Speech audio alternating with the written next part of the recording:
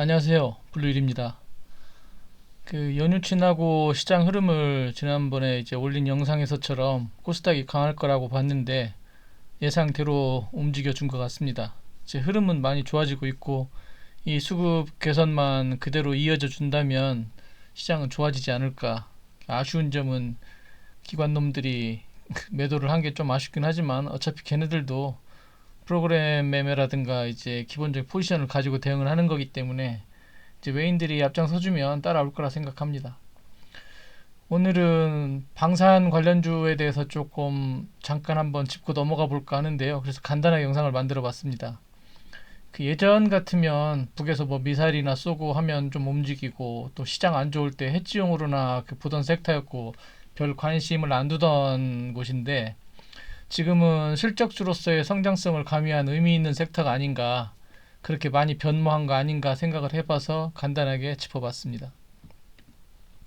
먼저 이제 관련주의 흐름을 보시면 방산주에 관심이 필요한 이유가 이제 우선은 지정학적 리스크가 심화되고 있습니다. 그래서 이제 군비 경쟁이 심화되는데 러우 전쟁으로 촉발한 지정학적 리스크가 이제 이란, 이스라엘 등 중동 지역까지 확산이 되고 그다음에 이제 대만 총통도 이제 바뀐 상태에서 이제 시진핑이 이제 어느 정도 입지를 지금 경제 활성화를 시키면서 입지를 굳건히 한다라고 하면 또 대만 관련해서 무력 도발이라든가 또 그런 노이즈도 생길 것 같은데 이 동아시아 쪽도 이제 그런 지점에서 지정학적 리스크가 이제 심화되고 있죠. 그러다 보니까 이제 군비 경쟁 및 전투력 상승에 대한 필요성이 점점 심해지고 있는데 그런 점에서 방산주에 관심이 필요한 이유가 아닌가 생각을 해보고요. 또 하나는 트럼프의 재선 가능이 높아지면서 방위비 분담 리스크가 커지고 있습니다. 뭐 트럼프의 사고 방식이야 이제 뭐 그렇죠. 뭐 이제 보호를 요청을 한다라고 하면 이제 보호해달라고 그러면 돈 내 뭐 하는 더 단순한 논리. 그렇다 보니까 국방비 증액이 불가피하고요. 우리나라도 이제 주한미군 관련해서 만약에 이제 트럼프가 재선에 성공한다라고 하면 이제 이런저런 비용이 많이 증가될 거라 생각을 합니다. 그래서 이제 지들이 원하는 그 비용을 주지 않는다라고 하면 주한미군을 철수시킨다든가 뭐 하는 식으로 겁박을 하기도 할 거고 이제 그렇다 보니까 이제 그런 비용에 대한 분담 리스크 이제 심화가 될 것 같고요. 그다음에 이제 한국형 방위사업 무기가 이제 가성비 증명하고 세계 시장에서 이제 인정을 받고 있습니다. 이제 장갑차나 포 등이 이제 러우 전쟁을 통해 가지고 입증이 되고 동유럽 국가에 이미 이제 실적이 좀 찍혀가는 중이고요.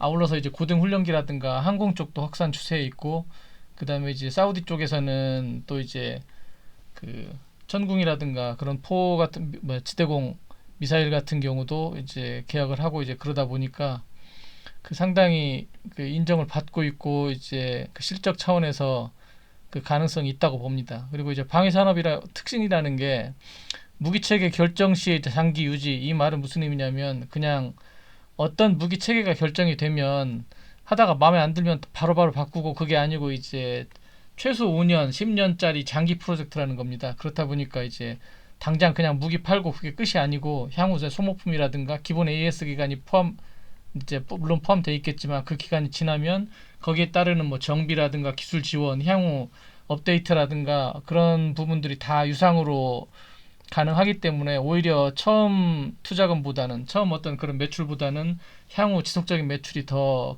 파이가 크기 때문에 그런 부분에 있어 가지고 장기 지속형 사업이라는 점이 메리트가 있고요. 그다음에 연구 기간이라든가 소요 예산은 크지만 이제 그로 인해 가지고 어떤 결실을 맺었을 때 그 이후에 따라오는 어떤 결실은 달달하다는 거.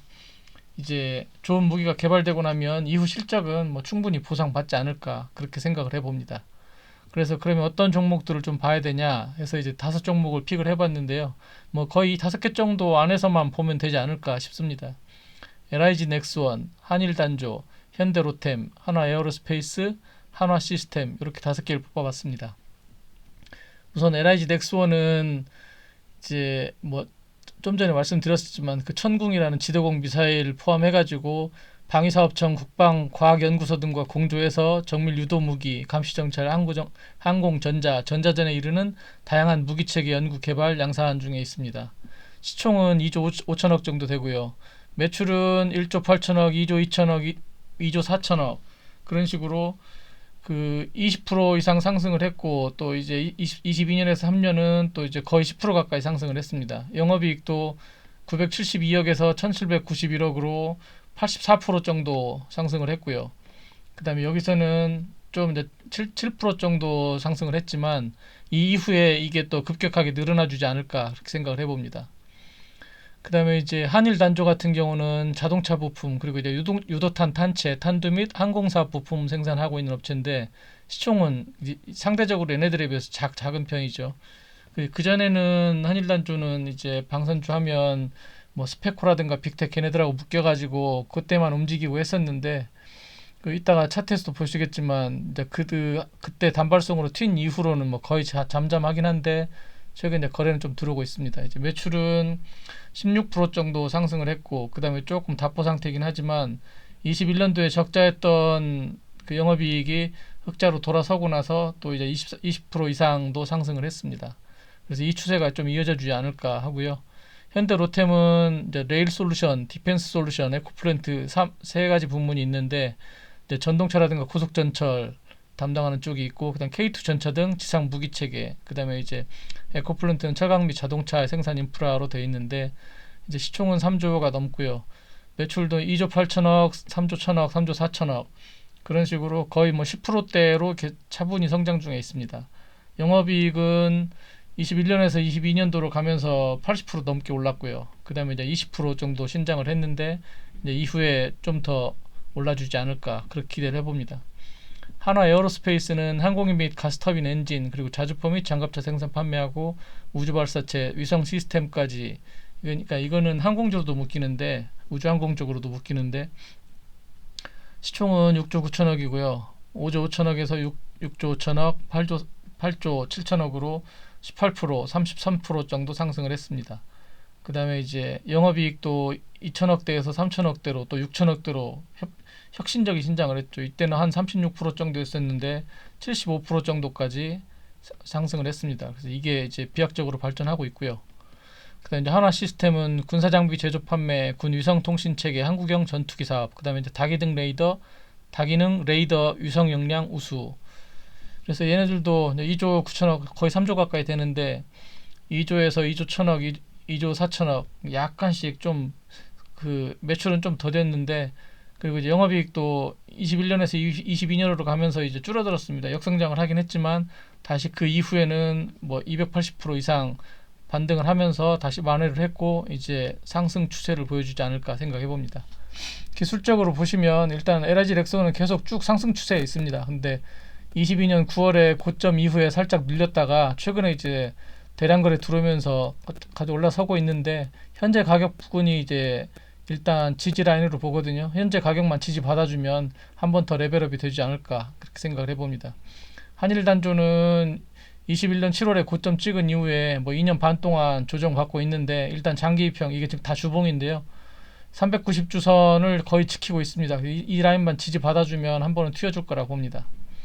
그다음에 현대 로템은 뭐 크게 변화가 없이 그냥 거의 박스권 행보로 약간 상향되고 있는데 지금 이제 고점하고 중간 대비해 보면 이게 지금 장기 입형인데 여기 이제 바닥을 찍고 살짝 횡보를 하고 있거든요. 이게 매물만 소화를 해준다면 점차 우상향을 해주지 않을까 그렇게 생각을 해봤습니다. 한화 에어로스페이스는 지금 보시다시피 꾸준히 팬데믹 이후에 이제 우상향을 해주고 있는 그림인데 이제 신고가를 한번 찍고 살짝 눌렸다가 다시 지금 트라이 하고 있는데 그 신고가를 찍어주지 않을까 생각을 해보고요. 한화 시스템은 이제 거의 3년간 큰 박스권에 있습니다. 이제 박스권을 벗어나지 못하고 있는데 그 이제 중심선에서는 어느 정도 이제 올라와줬고 그 중기 입형을 지켜주고 있기 때문에 이 라인만 지지 받아준다면 다시 박스권 돌파 시도를 하고 올라서주지 않을까 그렇게 생각을 해봅니다. 그래서 이 5종목 정도만 봐주면 물론 여기서 이제 종목의 특성이나 뭐 기술적인 부분이나 그거는 이제 선택을 하셔가지고 픽하면 될 것 같고요. 아무튼 방산주 자체는 앞으로 그냥 괜찮을 것 같으니까 한 종목 정도는 관심을 가지셔도 괜찮을 것 같습니다. 이상입니다.